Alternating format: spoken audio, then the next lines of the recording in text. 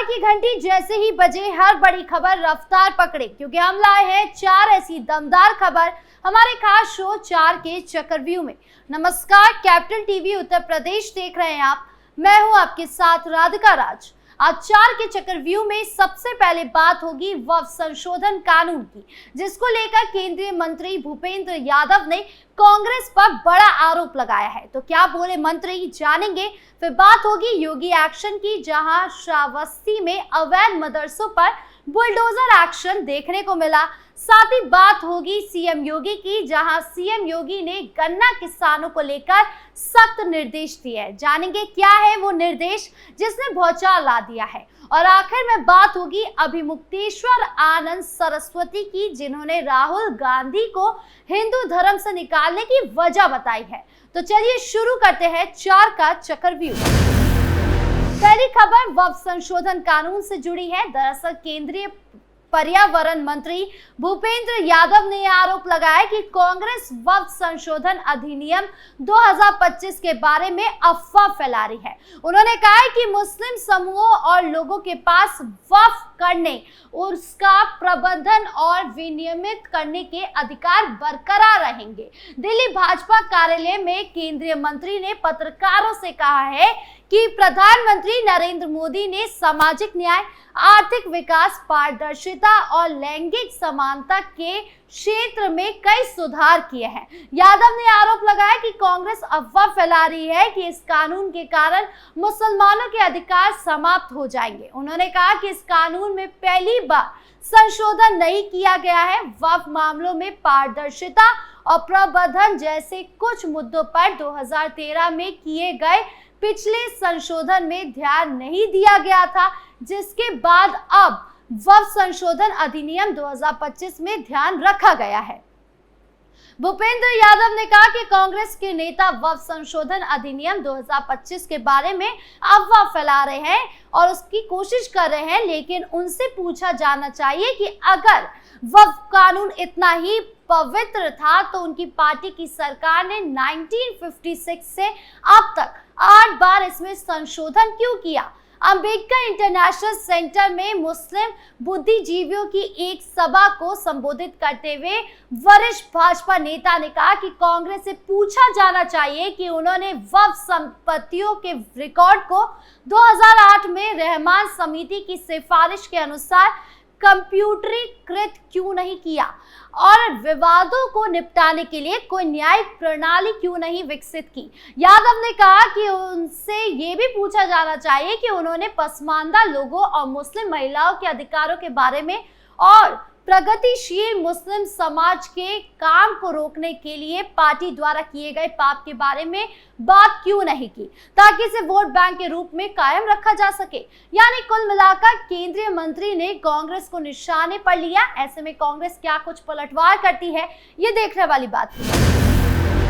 बढ़ते अगली खबर की ओर, जहां बात योगी एक्शन की। दरअसल उत्तर प्रदेश में भारत नेपाल सीमा पर बने हुए अवैध धार्मिक स्थलों, कब्जों और बिना मकानों के चलाए जा रहे हैं मदरसों पर कार्रवाई की जा रही है। इसी क्रम में श्रावस्ती जिले में भी बड़े स्तर पर ऐसे निर्माणों के खिलाफ कार्रवाई की जा रही है। इस छोटे जिले में भी 192 अवैध मदरसे संचालित हो रहे हैं, जिन्हें नोटिस देकर कार्रवाई की गई। अब तक 80 मदरसों को सील किया गया है, तो वहीं 11 मदरसों को बुलडोजर से जमीन दोष भी कर दिया गया है। नेपाल सीमा से सटे श्रावस्ती जिले में इन दिनों मदरसों की कार्रवाई और अवैध अतिक्रमण का ध्वस्तीकरण में चर्चा का विषय बना हुआ है। हर रोज बड़ी संख्या में अवैध मदरसों को सील किया जा रहा है। वहीं सरकारी जमीनों पर अवैध तरीके से बनाए गए मदरसों, ईदगाहों और मज़ारों को भी बुलडोजर से ध्वस्त किया जा रहा है। राजस्व विभाग और जिला प्रशासन की इस बड़ी कार्रवाई से पूरे जिले में हड़कंप मचा हुआ है।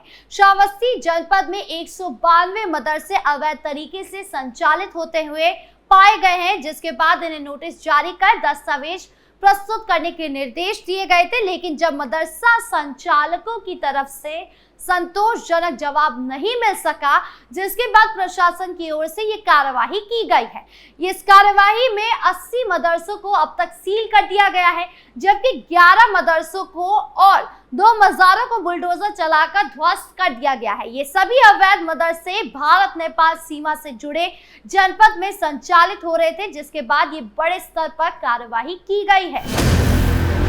खबरों में आगे बढ़ते हैं, जहां बात सीएम योगी की। दरअसल उत्तर प्रदेश के मुख्यमंत्री योगी आदित्यनाथ ने गन्ना किसानों और चीनी मिलों से जुड़े अहम मसलों पर बड़ा बयान दिया है। मुख्यमंत्री ने स्पष्ट शब्दों में कहा है कि अब गन्ना किसानों को समय पर भुगतान न करने वाली चीनी मिलों पर सख्त कार्रवाई की जाएगी। साथ ही उन्होंने ये भी घोषणा की है कि अब चीनी मिलों का कमांड एरिया उनके द्वारा किए गए गन्ना मूल्य भुगतान के रिकॉर्ड के आधार पर तय किया जाएगा। सीएम योगी ने कहा कि राज्य में गन्ना किसानों की आय बढ़ाने और गन्ना उत्पादकता को दुगुना करने की पूरी संभावना है। इसके लिए किसानों, कृषि विज्ञान केंद्रों यानी KVK, चीनी मिलों और गन्ना समितियों को मिलकर एकजुट प्रयास करने होंगे। उन्होंने मिलों के आग्रह किया कि वो किसानों को आधुनिक तकनीक और नवाचार अपनाने के लिए प्रशिक्षण दें, जिससे गन्ना उत्पादन और उत्पादकता में सुधार हो सके। मुख्यमंत्री ने बताया कि पिछले 8 वर्षों में उत्तर प्रदेश सरकार ने गन्ना किसानों को 2 लाख करोड़ का भुगतान किया था। ये राशि राज्य में पिछले 22 वर्षों में हुए कुल भुगतान से 72,000 करोड़ अधिक है। यह आंकड़ा राज्य सरकार की गन्ना किसानों के प्रति प्रतिबद्धता को दर्शाता है। सीएम योगी ने वर्तमान में चीनी मिलें औसतन 142 दिन कार्य करती है। इस अवधि को बढ़ाकर 155 दिन कराना जरूरी है, ताकि किसान की उपज का पूरा लाभ उन्हें मिल सके और चीनी मिलों की क्षमता का पूरी तरह उपयोग हो सके। उन्होंने सरकारी और फेडरेशन से जुड़ी चीनी मिलों की समीक्षा की आवश्यकता पर बल देते हुए कहा कि अब इन मिलों की कार्य क्षमता और योग्यता का प्रशिक्षण किया जाएगा। बता दें कि उत्तर प्रदेश का सबसे बड़ा गन्ना उत्पाद राज्य है। यहाँ गन्ना किसानों की संख्या करीब 45 लाख से अधिक है। राज्य सरकार लगातार प्रयास कर रही है कि किसानों को उनकी फसल का उचित मूल्य समय पर मिल सके और गन्ना उत्पादन क्षेत्र को तकनीकी रूप से मजबूत किया जा सके। मुख्यमंत्री ने गन्ना विभाग के अधिकारियों को निर्देश दिए हैं कि वो किसानों से सीधे संवाद करें, समय पर पर्ची वितरण सुनिश्चित करें और किसानों को डिजिटल प्लेटफॉर्म से जोड़ा जाए। इस बैठक के जरिए योगी सरकार ने एक बार फिर ये संदेश दिया है कि किसानों के हितों से कोई समझौता नहीं होगा। खबरों के अंत में अब बात अभिमुक्तेश्वर आनंद सरस्वती की। दरअसल शंकराचार्य स्वामी अभिमुक्तेश्वर आनंद ने राहुल गांधी को हिंदू धर्म से निकालने का ऐलान किया है। उन्होंने कहा है कि जिनकी हिंदू धर्म शास्त्र और हिंदू ग्रंथों के प्रति आस्था नहीं है, वो हिंदू कैसे हो सकता है। राहुल गांधी ने मनुस्मृति को लेकर बयान दिया था, जिस पर स्वामी अभिमुक्तेश्वर आनंद उनकी सफाई मांगे थे, लेकिन जब उनकी ओर से कोई जवाब नहीं आया तो उन्होंने कांग्रेस नेता को हिंदू धर्म से निकालने की घोषणा की। शंकराचार्य अभिमुक्तेश्वर आनंद ने राहुल गांधी पर हमला बोलते हुए कहा, मनुस्मृति की आलोचना करने पर आप हिंदू कैसे हो सकते हैं। कोई भी सनातन धर्मावलंबी इस पर आपत्ति जताएगा। कोई कहे कि मैं मुसलमान हूं लेकिन कुरान की निंदा करे तो क्या वो मुसलमान रह जाएगा।